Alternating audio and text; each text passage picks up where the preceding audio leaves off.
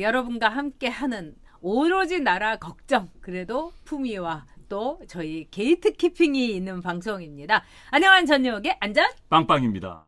자, 어제 이재명 네. 지사 1심입니다. 1심. 아직 확정 판결은 네. 아니고요. 그런데 이제 저는 뭐 이재명 지사의 판결문을 보면서 네.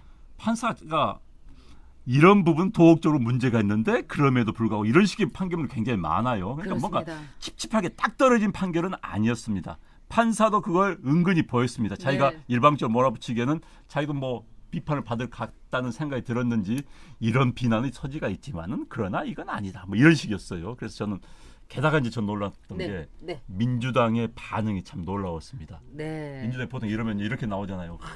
사법의 승리다, 대한민국 민주주의의 승리다, 네, 뭐 네. 사법부가 있다는 게 뭐 네. 진실을 지키기 위한 뭐 이렇게 나오는데 그냥 무죄 판결을 존중한다. 네. 아주 드라이하고 아주 매너 있는 네.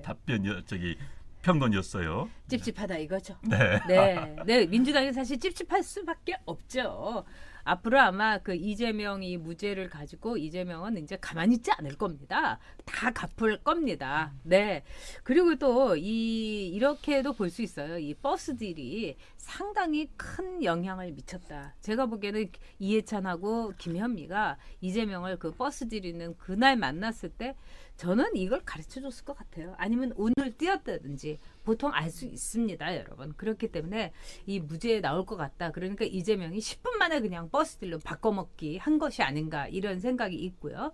그 다음에 이제 앞으로 지금 그 격렬하게 지지자들하고 또는 친문 문파들이 그냥 이재명에 대해서 그냥 서로 그냥 패싸움까지 하기 네. 직전까지 간 거죠. 그래서 그 점도 우리가 봐야 되고요. 자, 리버트 세븐님께서 2심에서 살려둘까요? 저는 2심도 한번 우리가 보긴 봐야 된다고 생각합니다. 그런데 이제 뭐 이재명 씨 입장이나 또 네. 이제 범보수, 네. 좀 범보수보다는 현재 집권 여당에 반대하는 사람들 그렇게 우리가 좀 영역이 커집니다. 그렇습니다. 네, 보수 진보로 하면 영역이 작아지는 거고요. 네.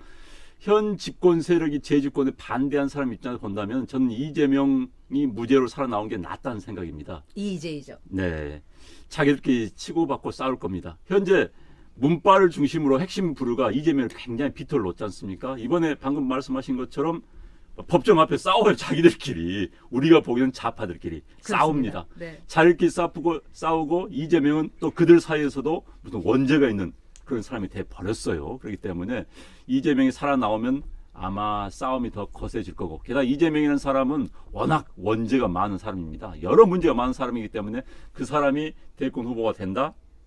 굉장히 복잡해지지요. 그렇습니다. 그건 확장성이 전혀 없습니다. 그들끼리의 후보일 뿐입니다. 그렇기 때문에 이재명이라는 선수가 살아있는 것은 현재 반여당 세력 입장에 본다면 더 유리하다. 저는 그렇게 생각을 합니다. 네. 네, 그리고 이재명이라는 그 인간에 대해서 저는 좀 여러 가지를 겪고 또 우리 다 같이 보고 그랬는데 보통 사람이 아닙니다.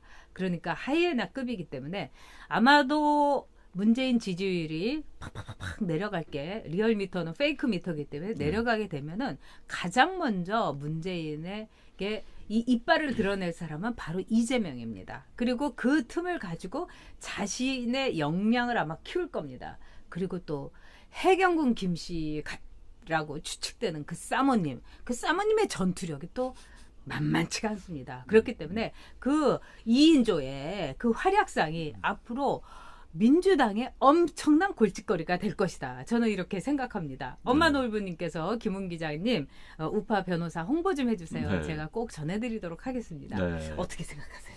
맞습니다. 저도 같은 생각이고요. 이재명 씨에 대해서는 컨트롤이 불가합니다. 네. 여당 문재인 대통령이 컨트롤이 안 돼요. 지난번 이재명 씨가 이제 본인이 검찰 압박에 들어오니까 청와대를 겨냥했지 않습니까? 네. 대통령의 아들을 겨냥했지 않습니까? 그럼 거기도 같이 조사해야 되는 거 아니냐? 이게 이제 친박의 핵심을 건드린 것이죠. 그래서 이재명은 컨트롤이 안 되는 사람이라고 알고 있기 때문에 자기들도 굉장히 껄끄러울 겁니다. 껄끄러운 상태에서 이제 나왔습니다. 사실 현재 친문 세력이나 청와대 입장에 본다면 이재명 논외로 치고 네. 후계 구도를 만드는 게 더 쉽습니다.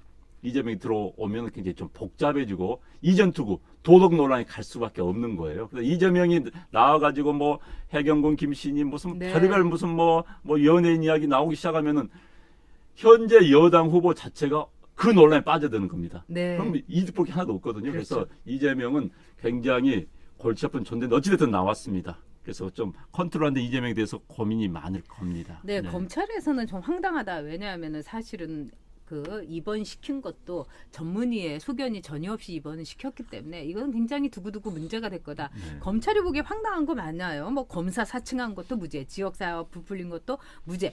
이렇게 되면은 정말 요만한 것 같고 선거법으로 재판받는 사람들로 보면 기가 막힌 그런 그러니까요. 판결입니다. 네? 저거 보면요. 그렇잖아요.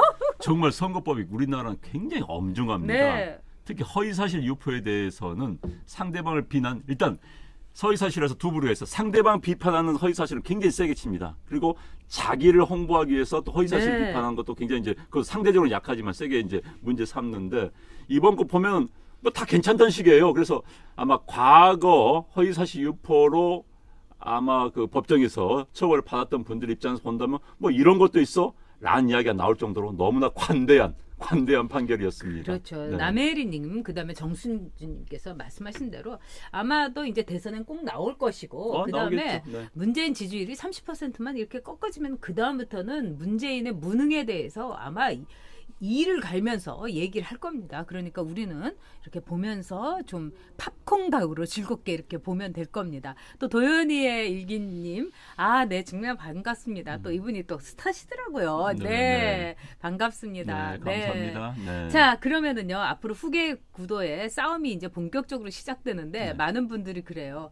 결국 이재명이는 자기 힘으로 이겼다. 왜냐하면은, 안희정이는 그날 그냥 술 취한 척하고 문재인한테 뽀뽀까지 했는데도 저렇게 날아갔는데, 이재명이는 어쨌든 자기 힘으로 변호사들 그냥 엄청나게 내세워갖고 이겼기 때문에, 이거 만만치 않다. 그래서, 뭐 이낙연 정도는 그냥 날릴 거고 이재명이가 문의 반발 세력. 왜냐하면 지금요 이 저들 가운데서도 문재인이 무능하다는 거에 대해서는 입도 뻥끗 못하는 사람들이 많고 가슴 치는 사람들이 많아요. 근데 이재명에 대해서는 그래도 유능하다는 뭐가 있지 않습니까? 그렇기 때문에 그거를 확 흡수할 거다. 이런 생각도 듭니다. 그러니까 이제 내년 선거 공천, 현재 여당이 네. 공천에서 탈락자가 당연히 생깁니다. 생기면 이제 그들이 뭉칠 수가 있는 것이죠. 그럼 누굴 중심으로 뭉칠 것이냐?